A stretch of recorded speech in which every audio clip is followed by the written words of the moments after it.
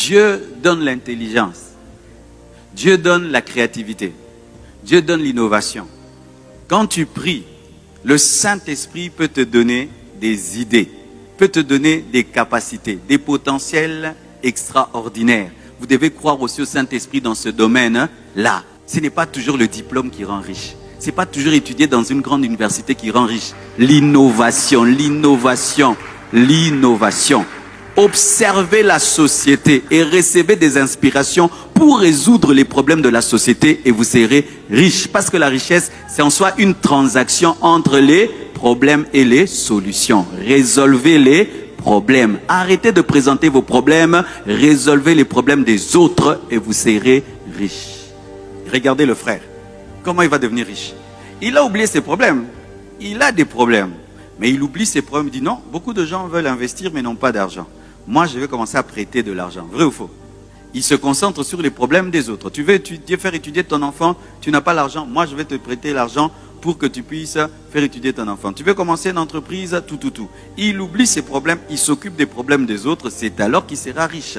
Mais au lieu de se plaindre, j'ai pas, il a regardé ce que les autres n'ont pas. Il pourvoit ce que les autres n'ont pas. C'est alors que lui aura ce dont il a besoin. Lorsque vous faites les résumés de toutes ces entreprises, c'est quoi? Elles veulent résoudre des problèmes. Chacun. Construire, résoudre un problème. La peau, résoudre un problème. Tous ici, c'est seulement résoudre des problèmes. Alors lorsque dans ta vie, tu n'es concentré que sur tes problèmes, tu seras pauvre. Concentre-toi sur les problèmes des autres, tu seras riche. Pleure tous les jours sur ta vie, tu seras pauvre. Regarde les pleurs des autres et suis les larmes des autres et tu auras tout. Je viens d'un deuil aujourd'hui, mais j'aurais cru que c'était le deuil d'une star ou d'un ministre. Un frère de l'église, c'est un photographe. Sa femme est décédée et je vais au deuil.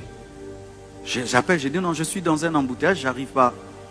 Je risque d'être en retard. Mettez quelqu'un d'autre. On roule et puis je vois une voiture qui vient, des motards, des militaires, qui sont en train de m'ouvrir le chemin pour que j'aille prêcher au deuil du frère photographe. J'ai dit, ça c'est sérieux.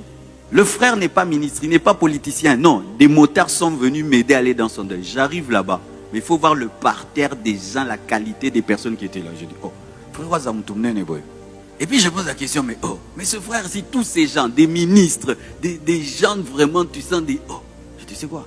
Et puis on me dit, c'est parmi les meilleurs photographes de Kinshasa.